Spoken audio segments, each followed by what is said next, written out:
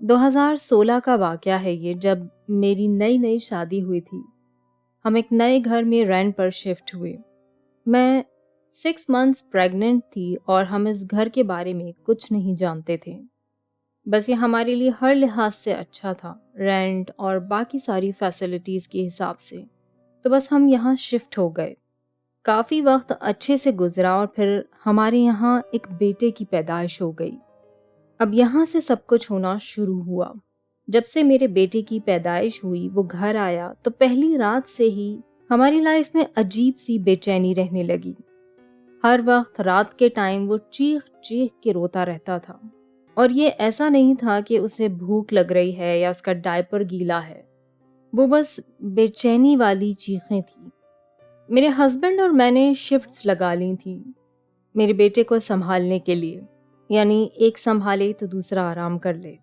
میری شفٹ رات کے 2-3 بجے شروع ہوتی تھی، اور اب میرے ساتھ یہ بھی ہونا شروع ہو گیا تھا کہ میرے بیٹے کی برتھ کے بعد سے مجھے نائٹ میئرز آنے لگ گئے تھے۔ مجھے اکثر خواب میں آتا تھا کہ میرا بچہ کسی مصیبت میں ہے، کسی تکلیف میں ہے، اور میں اس تک پہنچ نہیں پا رہی۔ میں نے اپنے چیک اپس بھی کروائے کہ مجھے اور میرے ہسبینڈ کو لگا کہ شاید پوسٹ پارٹم کی وجہ سے کچھ انزائٹی ہے، لیکن وہ بھی پراپر میڈیکیشنز کے بعد بھی مجھے وہی ڈراونے خواب آتے رہے۔ ہم نے اپنے بچے کو بھی اچھے سے ڈاکٹر کو دکھایا، سب کچھ کیا، لیکن ان کا یہی کہنا تھا کہ یہ کولکس ہیں، اور ایسا ہوتا ہے، کچھ منتھس تک کا ویٹ کریں۔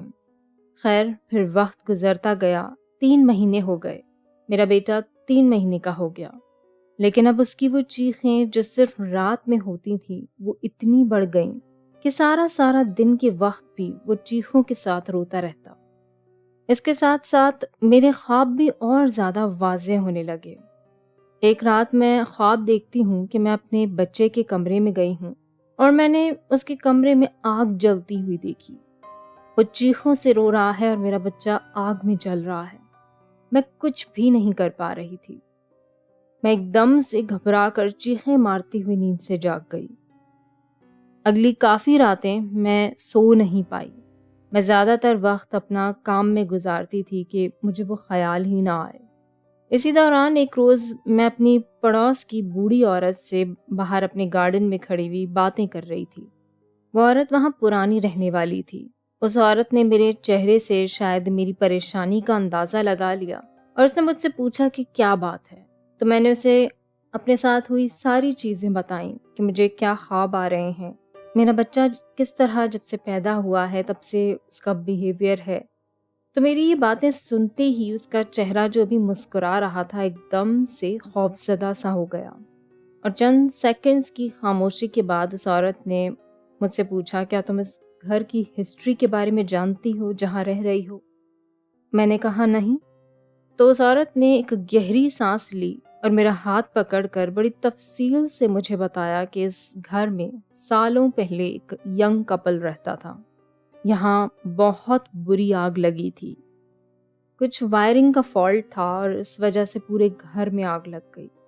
اس آگ میں ان کے 3 مہینے کے بچے کی جل کر بری طرح سے موت ہو گئی۔ وہ کپل یہاں سے شفٹ ہو گیا اور اس گھر کو رینوویٹ کروا دیا گیا، اور پھر رینٹ پر دینا شروع کر دیا گیا۔ میں یہ سنتے ہی ایک دم سے شاکڈ ہو گئی، کیونکہ میرا بچہ بھی اس حساب سے اب 3 مہینے کا ہو چکا تھا، اور نہ جانے آگے اس انرجی جو میرے گھر میں موجود تھی، اس کے ذریعے یہاں کیا ہونے والا تھا۔ مجھے وہ خواب شاید بے مقصد نہیں آ رہے تھے۔ میں جلدی سے گھبرائی ہوئی اپنے ہسبینڈ کے پاس بھاگی گئی اور اسے کہا کہ بس یہاں سے چلو۔ میرے ایکسپریشنز شاید اتنے گھبرائے ہوئے تھے کہ میرے ہسبینڈ نے وجہ تک نہیں پوچھی۔ ہم فوراً اسی وقت گاڑی میں بیٹھے اور وہاں سے نکل گئے۔ میں اپنے ہسبینڈ کے بھائی کے گھر پر، یعنی اپنے دیور کے گھر پر آ کر رہی۔ ہم لوگ وہاں پر رہنے لگے۔ 2-4 دن ہم وہیں رہے، اور یقین کریں، وہاں پہنچتے ہی میرا بچہ جو ہر وقت چیخ چیخ کر روتا رہتا تھا، بے چین رہتا تھا، وہاں میرے ہسبینڈ کے بھائی کے گھر پر بہت سکون کی نیند سونے لگا تھا۔ اسے ایسا دیکھ کر مجھے یقین آ گیا تھا کہ وہاں اگر ہم کچھ دن اور کچھ وقت اور رہتے تو میرا بچہ سچ مچ شاید مر چکا ہوتا۔ پتہ نہیں اس گھر میں کون سی انرجی تھی، شاید اس بچے کی روح یا کیا تھا، کوئی شیطانی طاقت، میں نہیں جانتی، لیکن میں شکر کرتی ہوں کہ مجھے صحیح وقت پر بات پتہ چلی اور ہم وہاں سے فوراً نکل گئے۔ اس کے بعد ہم نے اس گھر کو ہمیشہ کے لیے چھوڑ دیا، ہم کبھی مڑ کر بھی وہاں نہیں گئے، لیکن دعا ہے کہ جو بھی وہاں آئے رہنے وہ ہمیشہ سیف رہے۔